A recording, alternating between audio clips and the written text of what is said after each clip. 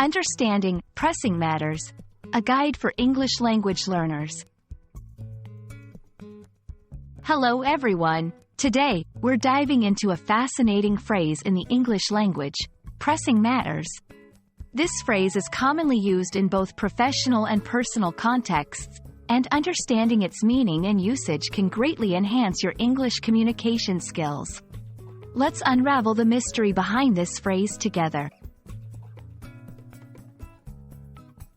Pressing matters consists of two words, pressing and matters.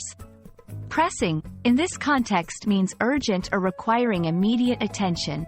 It's derived from the literal action of pressing, implying a sense of urgency, as if pushing forward. On the other hand, matters refers to issues, topics, or subjects.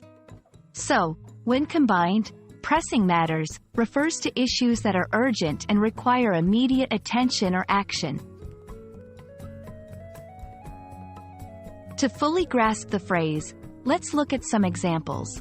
1. In a business meeting, before we conclude, let's address some pressing matters regarding our project deadline. Here, the phrase indicates urgent issues related to a project's timeline.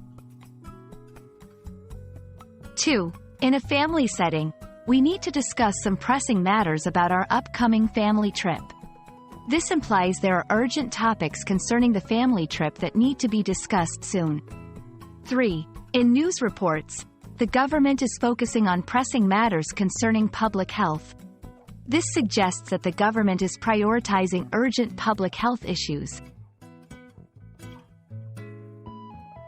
Understanding synonyms can help you recognize similar phrases in different contexts.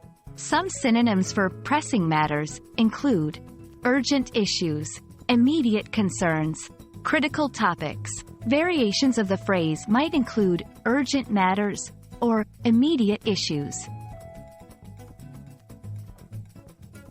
1. Misinterpreting the urgency. Don't confuse pressing matters with general, non-urgent issues. It specifically refers to urgent topics. 2. Redundancy. Avoid saying very pressing matters. The word pressing already implies urgency, so adding very is redundant.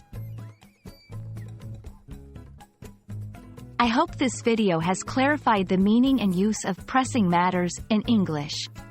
Remember, it's all about conveying urgency and importance in topics or issues. Keep practicing, and soon you'll be using this phrase like a native speaker. Thanks for watching, and see you in the next video.